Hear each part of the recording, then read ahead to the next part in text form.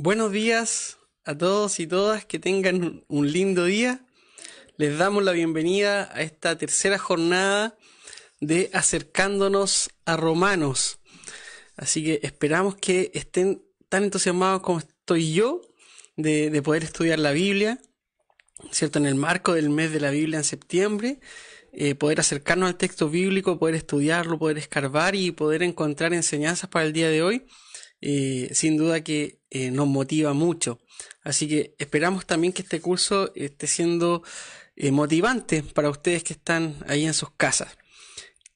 Vamos a comenzar la tercera jornada ya, como decíamos, del acercamiento a Romanos. Y primero que todo, ¿cierto? Damos la bienvenida. Que todo esté bien.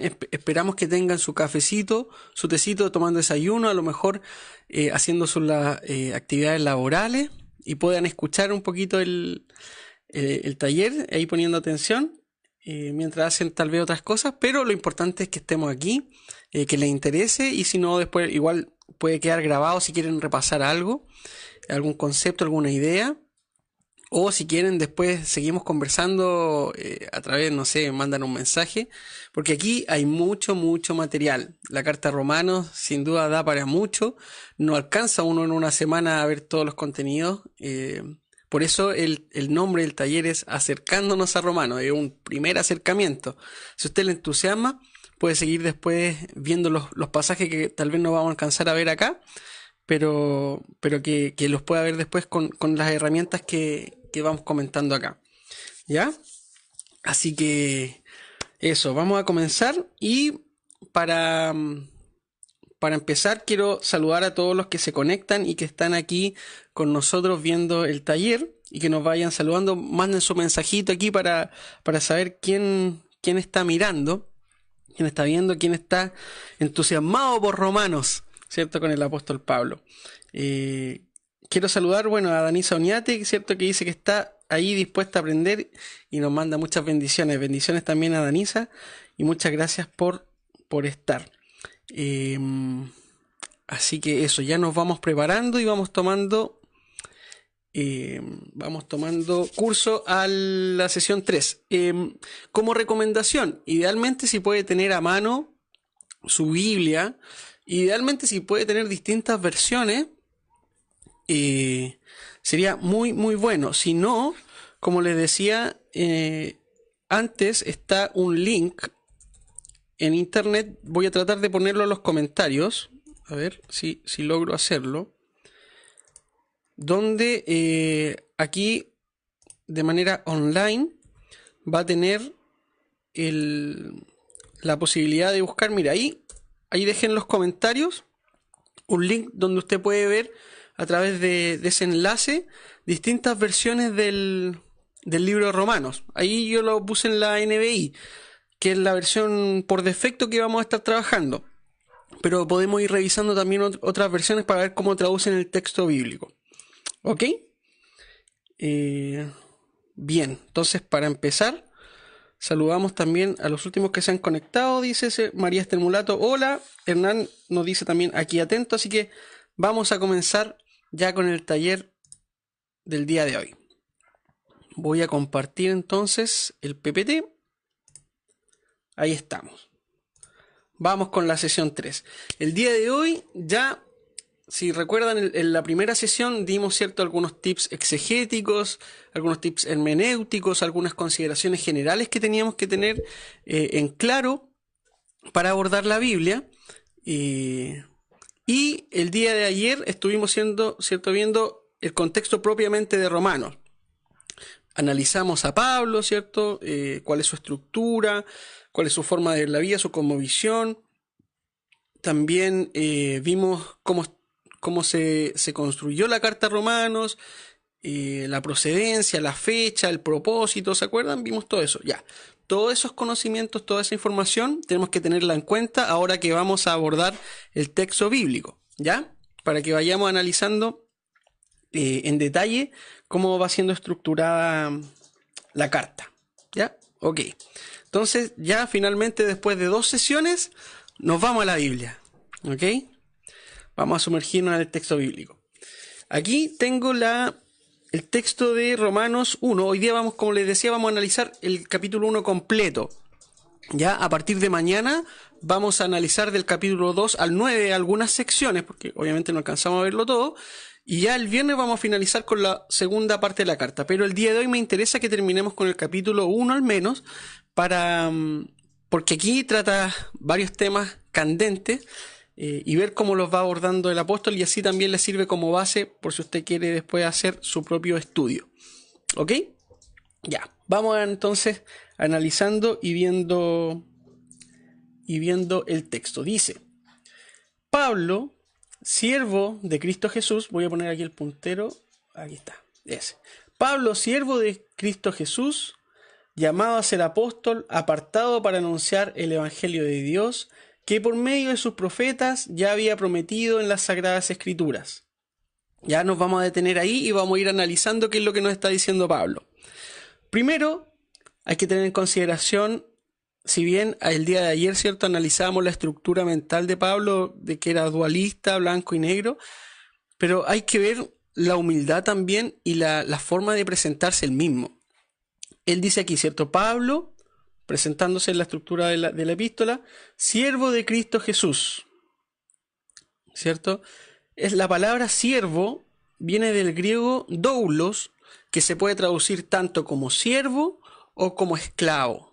¿Ya? Podría ser traducida también como esclavo de Cristo Jesús. Ahora, nosotros esclavos lo vemos algo más como tiránico, ¿cierto? Alguien que es déspota con otro. Pero la palabra también doulos nos revela el grado de subyugación que tenía Pablo con Cristo. El nivel que él se tenía respecto a su Señor. Él tenía clarito quién está en la escala arriba y quién está en la escala más abajo. Nosotros tendemos a divinizar y a poner todo en un mismo nivel, pero Pablo tiene claro que el que brilla, de quien vamos a hablar, de quien se trata todo esto, es Cristo Jesús, no es Pablo. ¿Ya? Entonces, reconocer también en Pablo esa actitud humilde, y que también a nosotros el día de hoy, nosotros vemos que nos presentamos, ¿cómo nos presentamos nosotros? Ponemos el cargo primero, ¿cierto? En cambio, Pablo dice, oye, yo, Pablo, primero soy siervo de Cristo Jesús, pongo mi vida al servicio de Cristo Jesús. ¿Ya? Eso como primer antecedente. Segundo, dice, ¿cierto? Llamado a ser apóstol. Aquí el Pablo, ¿cierto?, recalca que él tiene un llamado para el apostolado que tiene como misión anunciar el evangelio de Dios. Muchos en el tiempo de Pablo cuestionaban el llamado a Pablo, decían, este es un aparecido, este no anduvo con Jesús, este llegó después, ¿por qué tiene tanta fama? ¿Por qué le dan tanta cabida si él ni siquiera caminó con Jesús? Pero él resalta este llamado que tiene, ¿cierto? Y que él lo pone de manifiesto explícitamente, que Dios lo llamó a ser apóstol. ¿Ya? Incluso, ¿cierto? En otra parte de la Biblia dice, ¿cierto?, que él es como un apóstol llamado de otro tiempo. Primero Jesús se presentó a los apóstoles, después se presentó a otras personas, y como alguien de otro tiempo, dice, se presentó a mí y me llamó, ¿cierto? Apartado para anunciar el evangelio de Dios, ¿cierto?, que por medio de sus profetas ya había prometido en las Sagradas Escrituras. Ya, aquí subrayé Sagradas Escrituras porque en general, y para no hacer análisis anacrónico, cuando el apóstol se refiere a la Sagrada Escritura, en general está hablando de lo que nosotros conocemos del Antiguo Testamento, o la ley, la Torá, ¿ya? Porque en el tiempo que está escribiendo el apóstol, como decíamos, ni siquiera los evangelios estaban escritos. Entonces, cuando él se refiere a la Sagrada Escritura, no podemos tener en mente nuestra Biblia moderna del día de hoy, ¿ya? Él se está refiriendo, en general, se está refiriendo a la Torá, a la ley, ¿ya? Porque si recordamos, el canon bíblico se armó 400 años después de que se terminó de elaborar, porque fue un proceso, ¿cierto? Pero más o menos 400 años después de Cristo, recién tenemos el canon bíblico. Ya, entonces cuando habla aquí que por medio de sus profetas ya había prometido en la Sagrada Escritura, se está refiriendo a la ley. ¿Ya? Pero él, a través de eso, de esta frase, él está haciendo un vínculo entre la ley, el Antiguo Testamento, y el Evangelio de Jesucristo. Porque dice que ya había sido anunciado, ¿cierto? El Evangelio de Dios ya había sido anunciado en el Antiguo Testamento y ahora él lo está haciendo, lo está desarrollando en esta carta, ¿cierto? Entonces él comenta, ¿cierto? Este Evangelio habla de su Hijo, que según naturaleza humana era descendiente de David, pero que según el Espíritu de Santidad fue designado con poder Hijo de Dios por la resurrección. Ya, aquí hay dos cosas que tener en antecedentes. O podemos tomar estos versos, el tercero y cuarto, de distintas perspectivas. Primero, es sabido que en el principio la Iglesia Apostólica tenía un debate cristológico, ¿cierto? Algunos decían Jesús fue solo un hombre, otros decían no, Jesús era un espíritu, porque la carne, el cuerpo tiene corrupción, es corruptible. Entonces si Jesús no tuvo pecado, porque era Dios, entonces no podría haber sido encarnado. Aquí podríamos tomarlo desde ese punto de vista que el apóstol está aclarando directamente que Jesús poseía estas dos naturalezas. Por un lado era hombre, su naturaleza humana, que la Reina Valera, ¿cierto? La versión Reina Valera traduce literalmente como carne, la naturaleza humana, la traduce como carne. Dice, ¿cierto? Entonces, según su naturaleza humana, era descendiente de David, pero según el Espíritu, él fue designado con poder de Dios por la resurrección. Es decir, podríamos ver que el apóstol está aclarando que por un lado él tiene una naturaleza humana, pero por el Espíritu él está siendo, ¿cierto?, declarado Hijo de Dios. Esa es una posibilidad de abordar este texto. Otro punto de vista es que en realidad el apóstol, la clave estaría en la palabra designado, que si vemos en el griego, en el original, utiliza la palabra orizo, que significa, o se puede traducir también, nombrado. ¿Qué quiere decir esto? Que el apóstol está diciendo que Jesús alcanza una nueva posición con la resurrección. ¿Ya? Quiere decir que cuando Jesús se encarna, ¿cierto? Vive con su naturaleza humana, descendiente de David, pero por la resurrección él alcanza este poder de Hijo de Dios. ¿Ya? Esa también es otra forma de abordar el texto. Y también hay otros investigadores bíblicos que mencionan que este verso, el 3 y el 4, habría sido un himno o un cántico apostólico y que Pablo lo estaría utilizando para dar a conocer o para poder enlazar su mensaje con los romanos. ¿Ya? Estaría utilizando un medio que era conocido para anunciar el contenido de la carta. ¿Ya? Y esto, ¿por qué se dice que podría ser así? Porque él utiliza una frase que no la utiliza en ninguna otra parte, que es el espíritu de santidad. Esto es muy importante, hermanos, porque en la estructura como habla una persona, cómo se expresa, uno puede después investigar si ese texto efectivamente lo escribió él o no. ¿Ya? Y en este sentido es que se dice, oye, Pablo nunca en otra parte usa la expresión espíritu de santidad. Entonces este texto podría haberlo sacado de otro lado y es donde se dice que esto podría haber sido referencia a un himno apostólico, un himno, un cántico conocido en la época para resaltar, ¿cierto?, la naturaleza humana y la naturaleza divina de Jesús. ¿Ya? Ok, vamos avanzando, ¿cierto? Dice que el Espíritu de Santidad fue designado con poder Hijo de Dios por la resurrección. Él es Jesucristo nuestro Señor. Esta declaración es un estandarte en la Iglesia Apostólica, declarar que Jesucristo es nuestro Señor. Nosotros lo vemos ya común, Pero decir en ese tiempo Jesucristo nuestro Señor era realmente algo rompedor. En general, cuando el Imperio Romano empieza a desarrollar el culto hacia el emperador y a divinizar la figura del emperador, ellos decían César es el Señor. Pero por eso vemos sistemáticamente en diversas cartas como Pablo va declarando, va dejando en claro que Jesucristo es nuestro Señor. Es decir, contrapone la figura divina de otro ser, lo dejan claro que Jesucristo es nuestro Señor, Jesucristo es nuestro Señor. ¿Ya? Así que como entrada a la carta va dejando en claro estos temas Pablo. ¿Ya? Eso es lo que él quiere revelar. Seguimos analizando, ¿cierto? Entonces dice que el verso 5, por medio de él y en honor a su nombre recibimos el don apostólico para persuadir a todas las naciones que obedezcan a la fe. ¿Ya? Entre ellas están incluidos ustedes a quienes Jesucristo ha llamado. Ojo acá. Este concepto lo vamos a ir viendo recurrentemente en esta carta. Es un tema central que es la fe. ¿Ya? En la medida que vamos avanzando vamos a ir desarrollando a qué se refiere la fe. ¿Ya?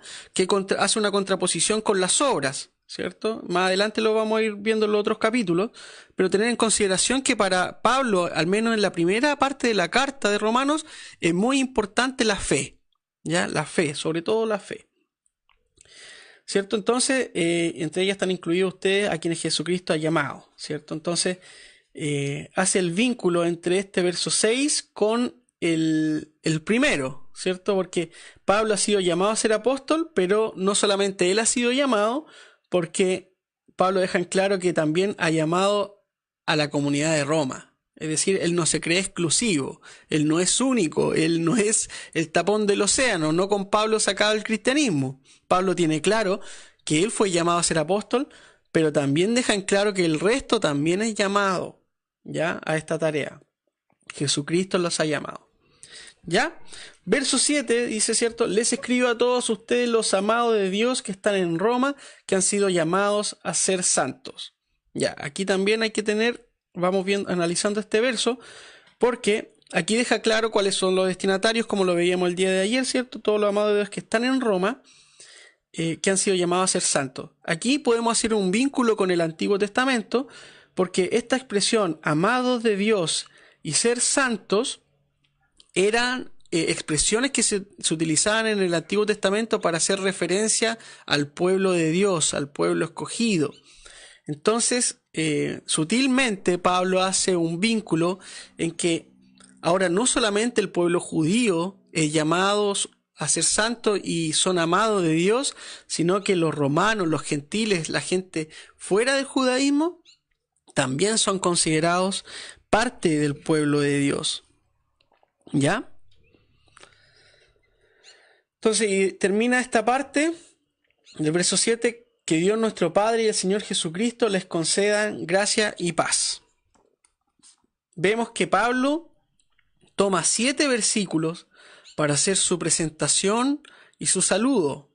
En general, Pablo, si uno vemos otras cartas de él, utiliza menos versículos. Entonces para él es importante dar a conocer lo que va a hablar, quién es él y cuál es el propósito de lo que está haciendo. O sea, aquí uno ve el trabajo que se está tomando Pablo para recién presentarse a los romanos. ¿Ya? Vamos a ir avanzando. Vamos a ver ahora entonces Romanos 1 del 8 al 17. Dice así el verso 8. En primer lugar, doy gracias a mi Dios por medio de Jesucristo por todos ustedes, pues en el mundo entero se habla bien de su fe. ¿Ya? Primero, ¿cierto? Hay que tener en consideración que él dice esta frase en el mundo entero. Nosotros no podemos tomar esa frase de manera literal para hoy en el día de hoy. O sea, el mundo entero que conoce Pablo, el mundo entero donde ellos se desarrollan, porque no podemos decir que por ejemplo, las culturas precolombinas de América habían escuchado de la fe de los romanos. No, eso es eso es, ¿cierto?, una frase que utiliza en el contexto de Pablo. Y eso siempre tenemos que tenerlo en mente, ¿cierto? En el mundo que ellos conocen, se habla bien de su fe. Y aquí hay que tener también ojo. Nosotros decíamos el día de ayer que Pablo no había conocido directamente a la comunidad de los romanos. Entonces, él escucha, ¿cierto?, que se habla bien de su fe. Se pone como punto de comparación. Y aquí hay es súper importante porque, como decíamos ayer, Roma era la ciudad principal del imperio, ¿cierto?, del mundo conocido. Entonces, que haya llegado el cristianismo a la principal ciudad del imperio y que esté desarrollando un buen testimonio es muy importante para la iglesia. O sea, que en Roma se estuviera desarrollando el cristianismo de manera fuerte y de manera sólida, era muy... debió haber dado mucho ánimo también a los otros creyentes. ¿Ya? Verso 9, ¿cierto? Dice, Dios, a quien sirvo de corazón, predicando el evangelio de su Hijo, me es testigo que los recuerdo a ustedes sin cesar. ¿Cierto? Lo mismo que decíamos ayer. Pablo no conoce a la comunidad de Roma, pero siempre los tiene en mente, siempre quiere ir para allá, siempre los quiere ir a visitar, anhela ese encuentro. Y aquí dice, ¿cierto? Siempre pido en mis oraciones que si es la voluntad de Dios, por fin se me abra ahora el camino para ir a visitarlo. ¿Ya? Lo mismo que decíamos antes. Y luego, el verso 11. Tengo muchos deseos de verlos para impartirles algún don espiritual que los fortalezca. Mejor dicho, para que unos a otros nos animemos con la fe que compartimos. Es curioso cómo va redactando porque se fijan como que en el verso 11 dice algo que lo arregla en el verso 12. Dice, tengo muchos deseos de verlos para yo darles algo a ustedes. Un don espiritual. Pero dice, él mismo se rectifica y dice en el verso 12, mejor dicho, para que unos a otros nos animemos con la fe que compartimos. Es decir, no solamente yo voy a entregarles algo, sino que también voy a recibir. Yo anhelo ir para allá para poder darle un don, pero mejor dicho, nos animemos entre ambas partes, ¿cierto? Con la fe que compartimos. Quiero que sepan, hermanos, que aunque hasta ahora no he podido visitarlos, muchas veces me he propuesto hacerlo para recoger algún fruto entre ustedes, tal como lo he recogido entre otras naciones. ¿Ven? El primero empieza, yo les voy a dar. Después, en el verso 12 dice, mejor entre los dos nos demos algo que nos anime. Y después termina siendo, prefiero ir yo a recoger algo de ustedes. Es curioso el apóstol cómo va desarrollando el mismo en la medida que va dictando la carta, como veíamos ayer. Lo más probable es que él dictaba la carta y Tercio la escribía. Él, en la medida que va desarrollando la idea, va también cambiando el enfoque en el verso 11 al 13. ¿Ya? Seguimos entonces. Dice, ¿cierto? En el verso 14, estoy en deuda con todos, sean cultos o incultos, instruidos o ignorantes. De allí mi gran anhelo de predicarle el evangelio también a ustedes que están en Roma. Ya, como les decíamos ayer, ¿cierto? Pablo ve el mundo en esta dualidad de blanco y negro. Entonces pone en consideración, estoy en deuda con todos, sean cultos o incultos. No hay término medio. Cultos o incultos. Instruidos e ignorantes. ¿Ya? De ahí mi gran anhelo de predicarle el evangelio a ustedes que están, ¿cierto?, en Roma. Y en el verso 16, a la verdad dice, no me avergüenzo del evangelio, pues es poder para salvación, es poder de Dios para salvación de todos los que creen, de los judíos primeramente, pero también de los gentiles. De hecho, en el evangelio se revela la justicia que proviene de Dios, la cual es por fe de principio a fin, tal como está escrito, el justo por la fe vivirá. Ok, aquí queda marcado en este párrafo, ¿cierto?, los dos grupos que existían, lo que hablábamos ayer, ¿cierto? Hay dos grupos en la comunidad de Roma fuertemente marcados, que eran los judíos y los gentiles. Numéricamente eran más los gentiles, ¿se acuerdan? Porque Claudio expulsó a los judíos en el año 49 después de Cristo, entonces quedó con una cantidad menor de judíos participando en las comunidades romanas. Entonces, ¿cierto? Dice, a la verdad no me avergüenzo del evangelio, pues es poder de Dios para la salvación de los que creen. primero de los judíos, pero también de los gentiles. Pareciera dejar una prioridad al grupo judío. Lo más probable es que el apóstol esté señalando, ¿cierto?, que los judíos fueron los primeros en recibir el contacto de Dios, los mandamientos de Dios a través de la Torá, y Jesús se manifestó particularmente en medio del pueblo judío. Entonces, primero vino la salvación, producto de este contacto de Dios con los judíos, pero esto se abrió también para los gentiles. ¿Ya? Y, ¿cierto?, revela la justicia que proviene de Dios, la cual es por fe de principio a fin. La versión Reina Valera dice de fe a fe, ¿cierto? Que la nueva versión internacional traduce un poquito más el sentido, ¿cierto? Y dice que es por fe de principio a fin. ¿Ya? Y aquí hay que tener en consideración lo que ha significado este texto para la iglesia protestante, la iglesia evangélica al día de hoy.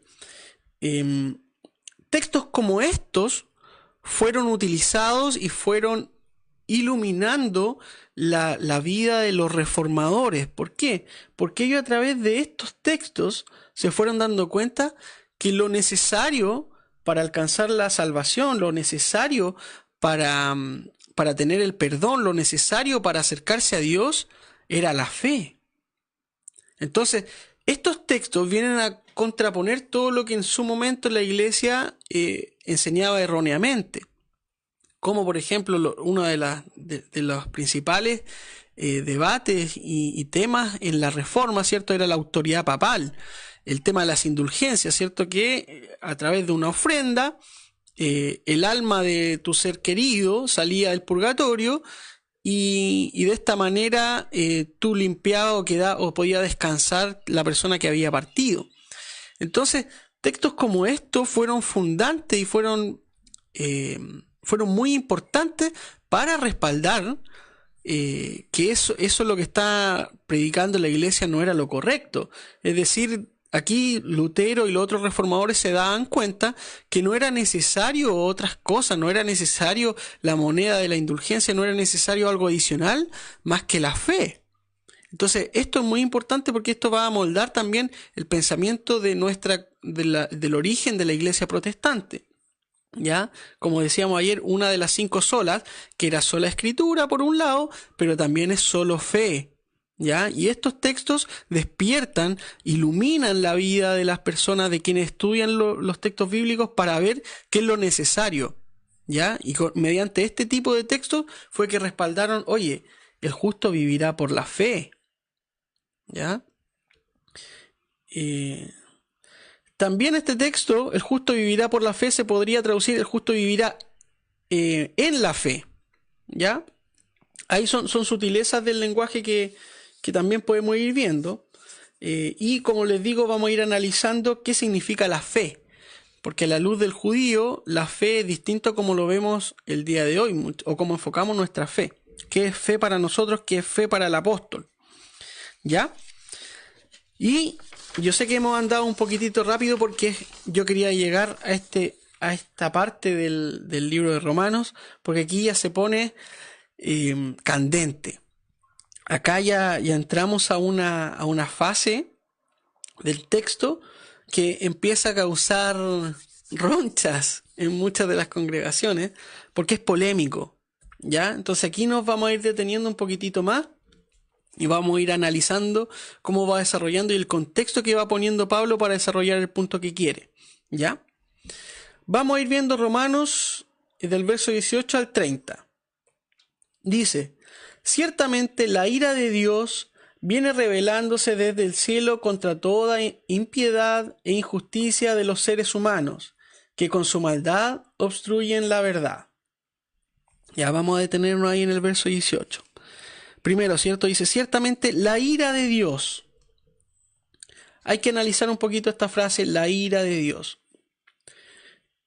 ¿Qué era la ira de Dios o cómo se veía la ira de Dios en el contexto de Pablo?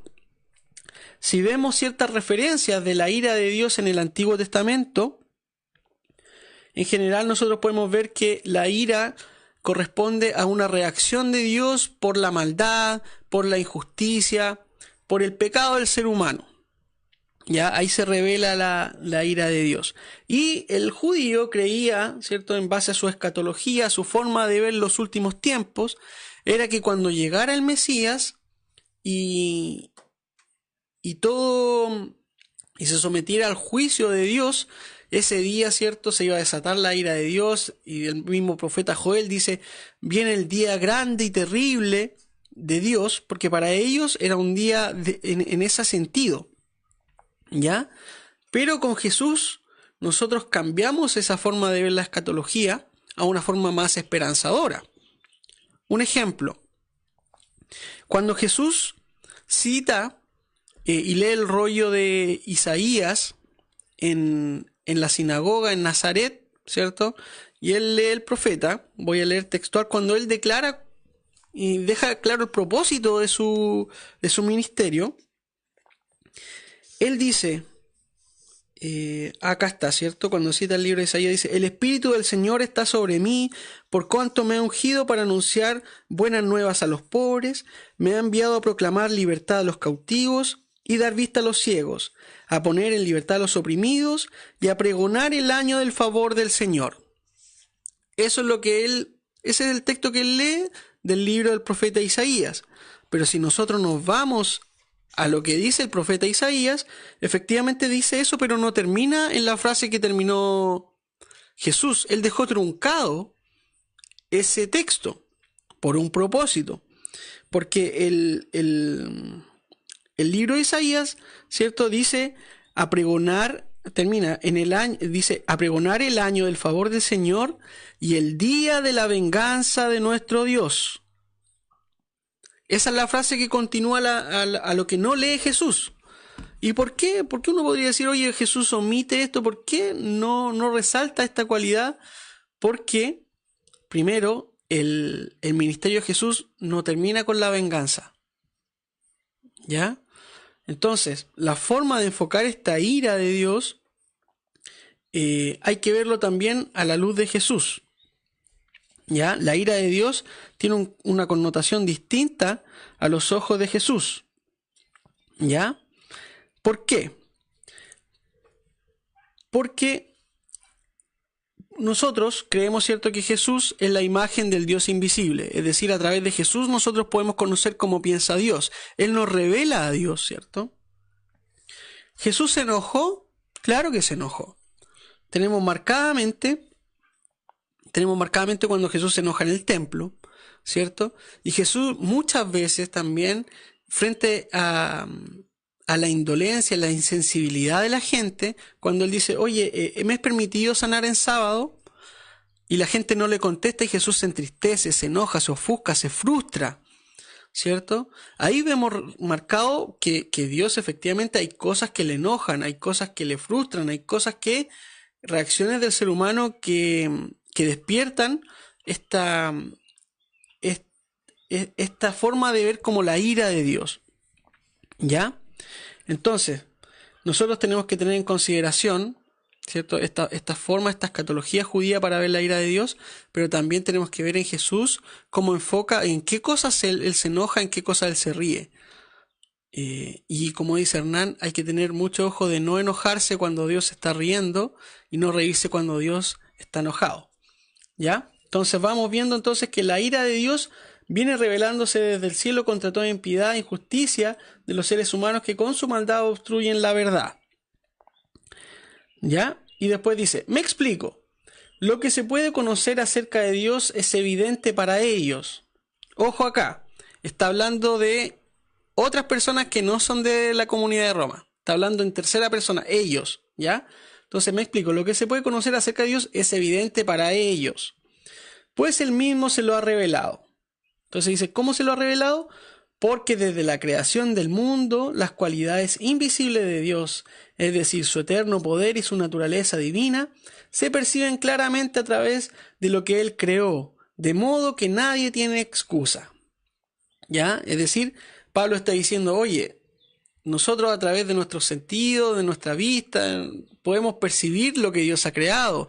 Entonces es evidente que aquí hay algo más, Ya es evidente que Dios existe, él se ha revelado a través de su creación. Entonces nadie puede venir a decir acá que no creo en Dios o que no, Dios no me ha dicho nada, Dios no se me ha revelado, yo no tengo forma de acceder de que Dios existe, porque dice en la misma naturaleza, en las cosas que él ha creado, ¿cierto? Presenta sus cualidades. ¿Ya? Entonces dice, ¿cierto? Nadie tiene excusa. A pesar de haber conocido a Dios, no lo glorificaron como a Dios ni le dieron gracias, sino que se extraviaron en sus inútiles razonamientos y se les oscureció su insensato corazón.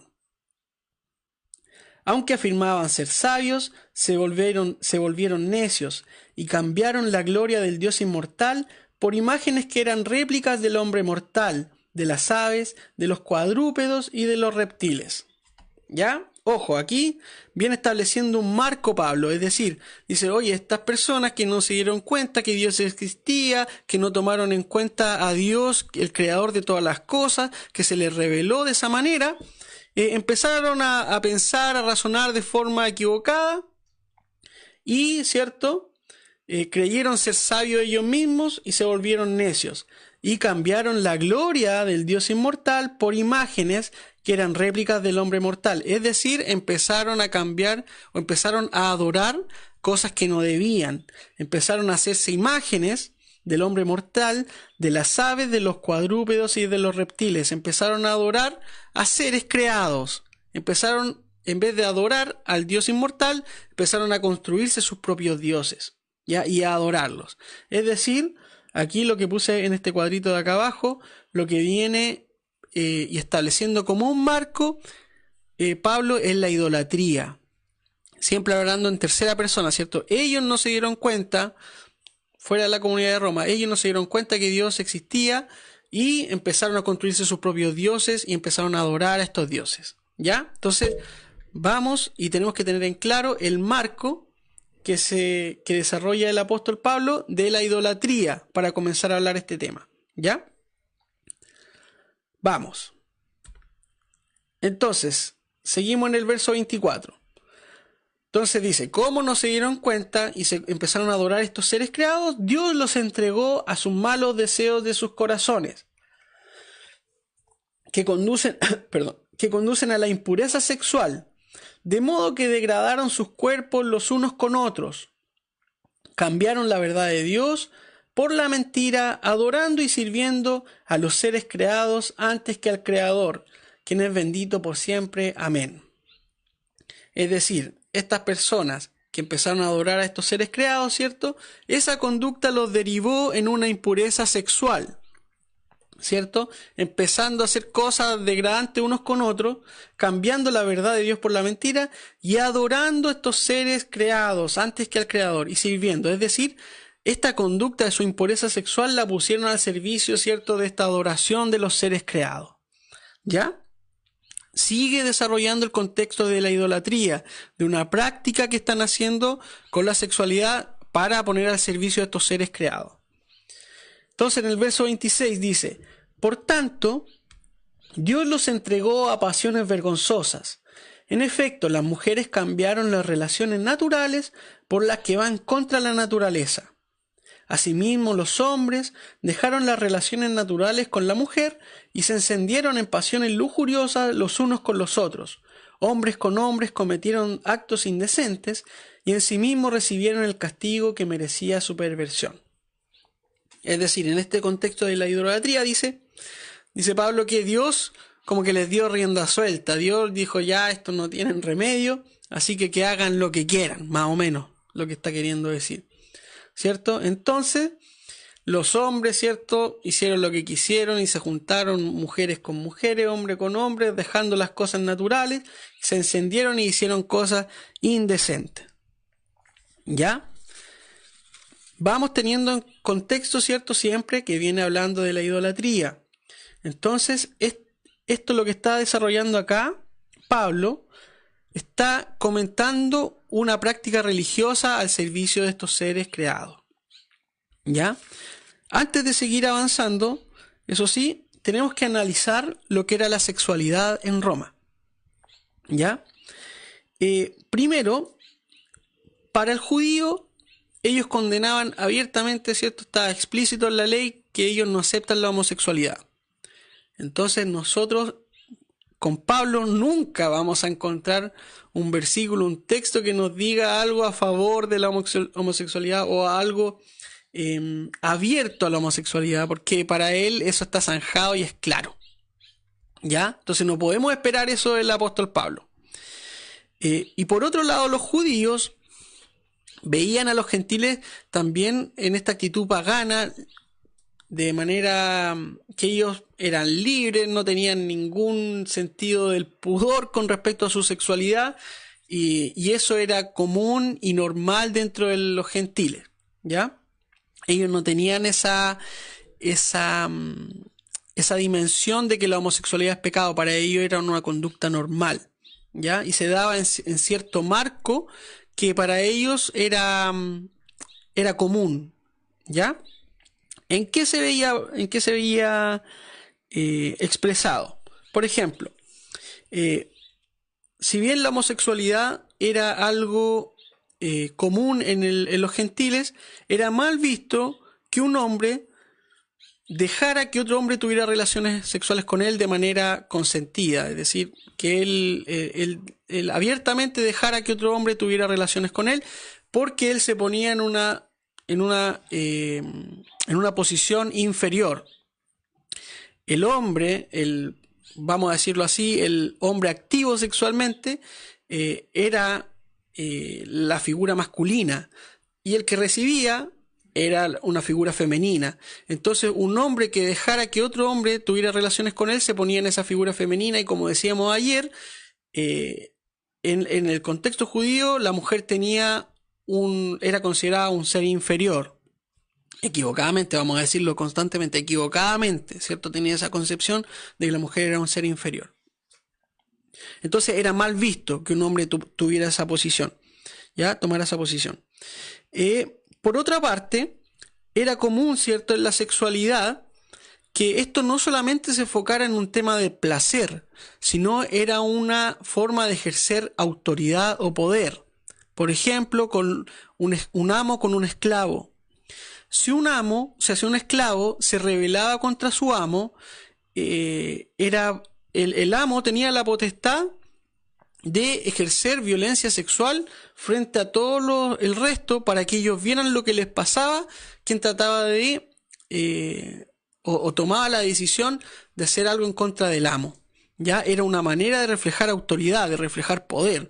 No solamente se ve necesariamente como algo del placer, ¿ya?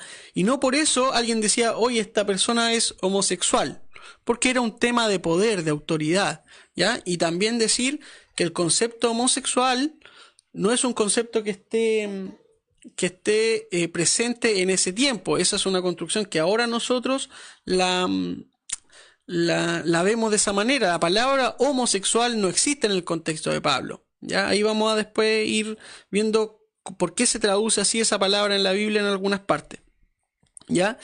Para hacerlo en un contexto actual, aunque es crudo, pero para que lo veamos, esto es parecido a lo que sucede en las cárceles. Cuando llega un preso, ¿cierto?, que ha hecho, eso es una práctica que es conocida, ¿cierto? Cuando llega un preso que ha cometido un acto que es despreciable para los otros presos, ellos ejercen violencia sexual contra ese reo que llegó. Eso no es porque uno diga, todos los presos son homosexuales. No, eso lo están haciendo porque quieren degradar a esa persona, quieren hacerla sentir de un nivel inferior, es decir, ellos demuestran autoridad con eso. Incluso también en la época romana, cuando los ejércitos vencían a otro ejército, los hombres llegaban también incluso a violar a los otros hombres con el fin de decirle quién manda, quién es la autoridad. Esa es la figura que tienen en la mente y cómo se veía la sexualidad en ese momento. No necesariamente como hoy lo vemos asociado al placer, sino también como un acto, un instrumento para ejercer la autoridad. ¿Ya? Tenemos que tener ese marco. Y como decíamos, esto también era desarrollado en cultos griegos, en cultos paganos, era conocido, ¿cierto?, que habían sacerdotisas, las cuales practicaban como parte de la adoración a ciertos dioses un acto sexual, conllevaba un acto sexual. Ya era también entonces visto desde una práctica religiosa, no asociada al cristianismo, sino a estos seres paganos. En el ejército romano la sexualidad también se vivía de una forma, por temas económicos, ¿cierto? El ejército romano impedía que los soldados en ejercicio tuvieran familia, porque es mucho más caro mantener al soldado con su familia que mantener solamente al soldado. Entonces, cuando estaba en el ejercicio, aunque a veces obviamente habían personas que eran más pillas, pero en general la regla era que tenían que ser solteros. Ahora, no todo, obviamente los soldados no eran puros y castos.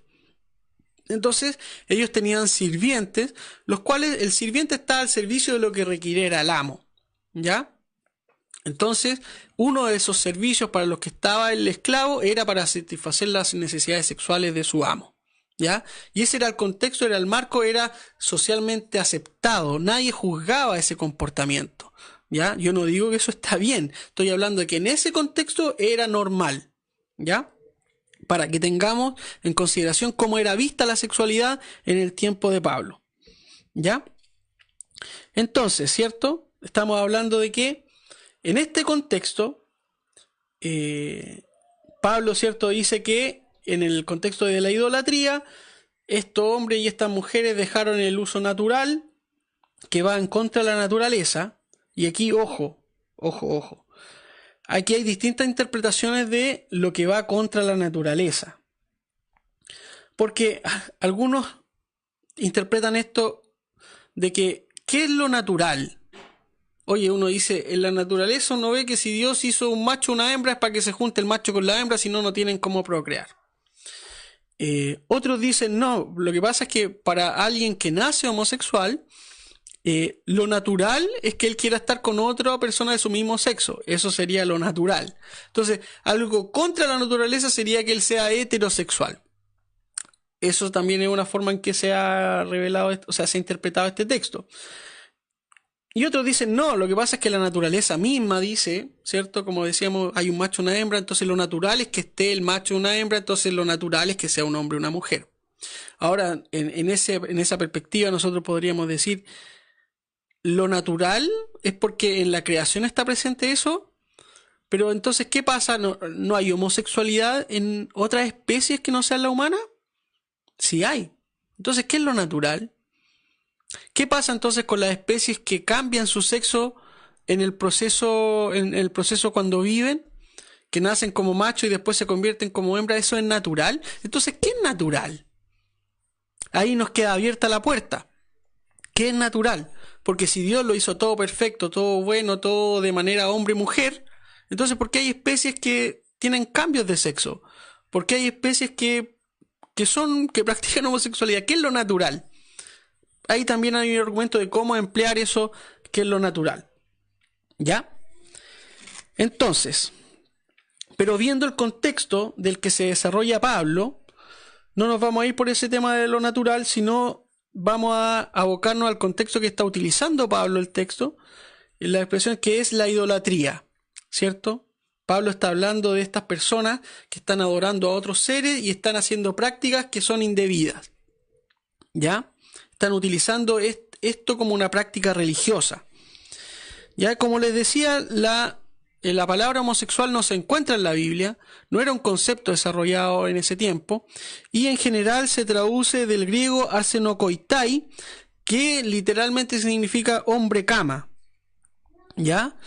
Pero lo importante es que este texto, el apóstol Pablo no está pensando en una relación homosexual moderna, podríamos decirlo, en el día de hoy. No está pensando en una persona libre con otra persona libre, que se quieren, que se aman, que se juntan y que quieren tener una relación de respeto y de amor unos por otros.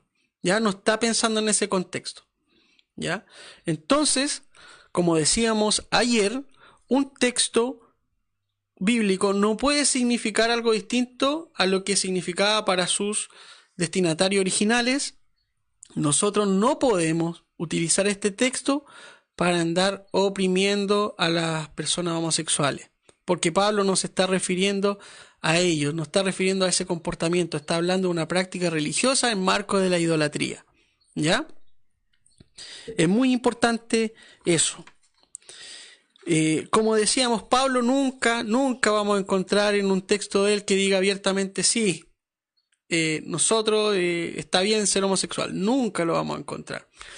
Y como decíamos, una de las claves hermenéuticas que decíamos en la primera clase, nosotros debemos ver a Pablo, ¿cierto?, siempre desde la óptica de Jesús. Entonces, si vemos este tema del comportamiento de las personas, de su comportamiento sexual, ¿qué nos dice Jesús? ¿Qué encontramos en Jesús? Si queremos ir más, escarbar más y ir más en profundidad. Jesús no encontramos ninguna referencia, ¿cierto?, directamente de las personas homosexuales. Muy poca. Jesús no le preguntaba la sexualidad a las personas al momento de sanar, al momento de tener un contacto, de ir a su casa, de hablar con ellos, de compartir con ellos, de comer con ellos. Nunca les preguntó de su sexualidad. Y esto nos debe hacer reflexionar el día de hoy. ¿Es importante la sexualidad? Sí, porque revela también, nosotros tenemos que ser moralmente también sexuales, ¿cierto? Debemos tener cuidado con cómo desarrollamos nuestra sexualidad de manera sana. Pero en nuestra actualidad, ¿cierto?, la iglesia tiene una fijación con andar metiéndose en la sexualidad de las personas.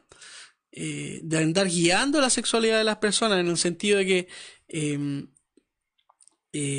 primero te juzgo a partir de eso muchas veces, ¿ya? Entonces, veamos cómo Jesús aborda el tema para nosotros también acercarnos al tema de la sexualidad. Ya para Jesús la homosexualidad no era un tema prioritario, ya no era un tema a priori para discriminar, para separar, ni siquiera para andar lanzando un discurso que pudiera hacer sentir mal a otra persona. ¿Ya? Entonces, ahí ojo cómo nosotros abordamos ese tema y qué cabida le damos, qué prioridad le damos en la escala de nuestra moralidad. Ya hoy se me está pasando el tiempo súper rápido. Voy a tratar de que finalicemos, ¿cierto? Ya estamos terminando, nos queda la última diapo. Para redondear el tema y finalizar el capítulo 1. Dice en el verso 28: además, como estimaron que no valía la pena tomar en cuenta el conocimiento de Dios, Él a su vez lo entregó a la depravación mental. ¿Ya? Ok. Aquí lo que dice el apóstol Pablo entonces: como ellos no se fijaron en Dios como un ser al cual adorar y empezaron a crear estos seres, condujo a una conducta sexual impropia, pero no solamente eso, porque junto con una depravación física viene una depravación mental. Eso es lo que dice el apóstol, ¿cierto?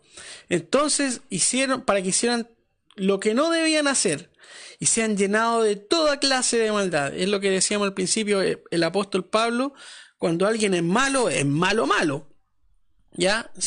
Estas personas que no adoran a Dios se han llenado de toda clase de maldad, de perversidad, de avaricia y depravación. Están repletos de envidia, homicidio, disensiones, engaños y malicia. Son chismosos, calumniadores, enemigos de Dios, insolentes, soberbios y arrogantes. Se ingenian maldades, se rebelan contra sus padres. Son insensatos, desleales, insensibles, despiadados. Saben bien que, según el justo decreto de Dios, quienes practican tales cosas merecen la muerte. Sin embargo, no solo siguen practicándolas, sino que incluso aprueban a quienes las practican. Es curioso que nosotros en la iglesia hacemos énfasis, como decía al principio, en cierta clase de pecados. Nosotros tomamos el verso 26 y 27 para decir: oye, los homosexuales están en pecado y Dios los entregó ahí, hagan lo que quieran. Pero en general, cuando Pablo hace listas de pecados, pasamos a otras así como rapidito. Así, no, envidia, homicidio, disensión, engaño, malicia. Pero no nos detenemos a ver, oye, aquí Pablo está diciendo, ojo, los que se rebelan contra sus padres, los que son desobedientes, los soberbios y arrogantes, los chismosos. Entonces, esta lista de pecados como que la bajamos de nivel, no es tan importante. Ojo, ¿acaso no sentimos envidia? Tal vez no nos vamos al extremo de andar matando a otras personas, pero no generamos disensiones con nuestras opiniones, nunca hemos engañado, nunca hemos sido insolentes, no somos insensibles muchas veces frente al dolor ajeno, somos desleales. Ojo, o en una categoría o en otra, en general siempre nosotros estamos en alguna categoría. Entonces, en general tendemos a hacer esto, a elevar cierto tipo de conductas para nosotros decir, oye, lo otro está mal porque nosotros no las practicamos. Pero acá en general Pablo abarca un espectro no solamente que dice, oye, estas personas tienen una depravación física, sino tienen una depravación mental. ¿Ya? Entonces, ojo con ese punto. Y ya para ir finalizando, dice cierto que saben bien, según el decreto de Dios, quienes practican tales cosas merecen la muerte, ¿cierto? Según el justo decreto de Dios. Y aquí hay una cualidad de Dios que se ha ido desarrollando en nuestro pensamiento, de ver a Dios como un juez, de que Dios decreta cosas y en base a este comportamiento nosotros merecemos la muerte. Entonces, nosotros nos desarrollamos esta imagen mental de Dios como juez, de que cuando nosotros partamos de este mundo y nos encontremos arriba, va a haber un tribunal donde Dios va a estar sentado en un trono con un martillo, ¿cierto?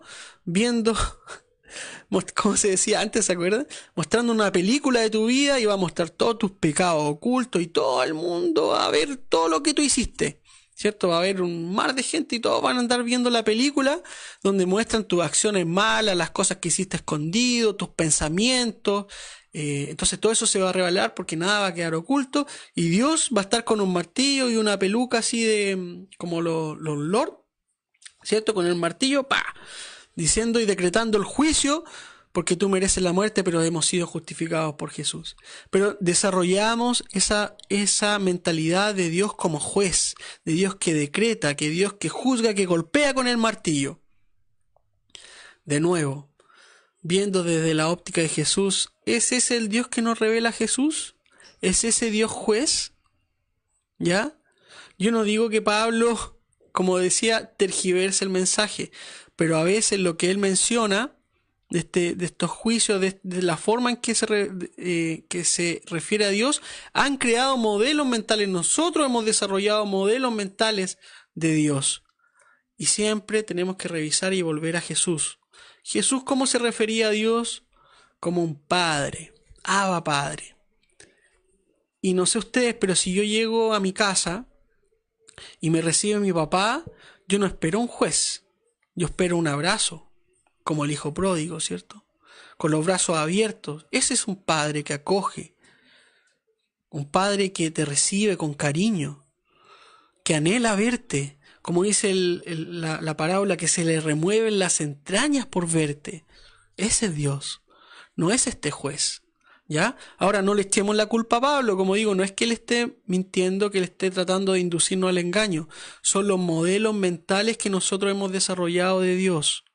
Entonces, la invitación para terminar esta primera parte de Romanos, ¿cierto?, es no ocupar estos textos para los que no fueron diseñados.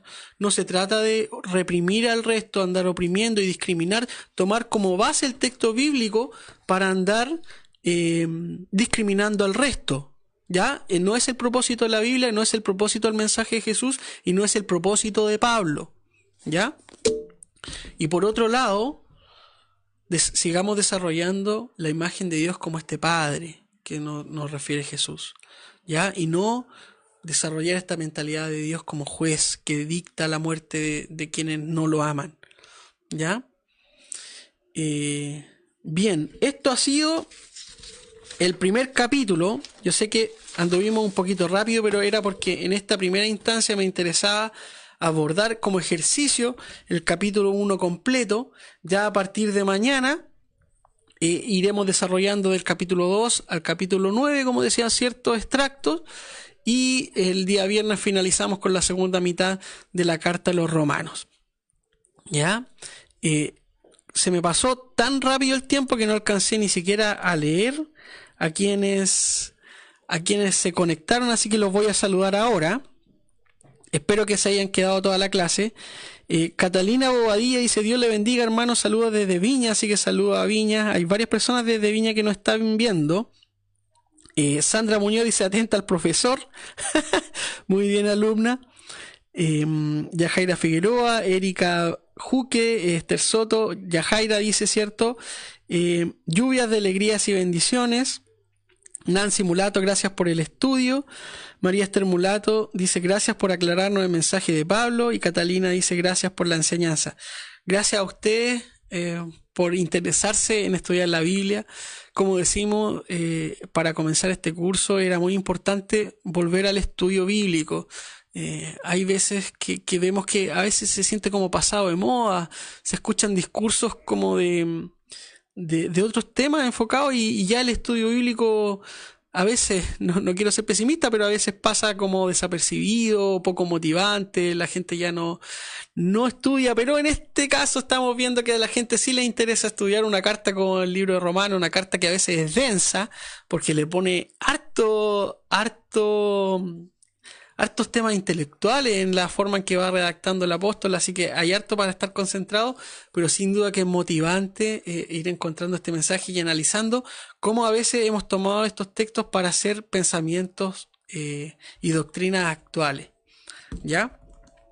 Eso. Sandra nos dice: gracias, esperamos que siga la próxima semana. Hoy no sé si seguimos la próxima semana. Hasta el momento vamos a estar el viernes, ¿ya? Pero no se preocupen que hay hartos temas que ver, hay hartos temas que vamos a ir abordando y que sin duda le vamos a sacar el jugo a los textos que vayamos viendo en el libro de Romanos. Eso, un abrazo, muchas gracias por estar, muchas gracias por escuchar. Y cualquier cosa, cualquier comentario, duda, dejen ahí su mensajito y lo vamos viendo. Eso, un placer estar con ustedes, que el Señor les bendiga, que tengan un lindo día y nos encontramos mañana en la sesión 4 de Acercándonos a Romanos. Un abrazo, chao.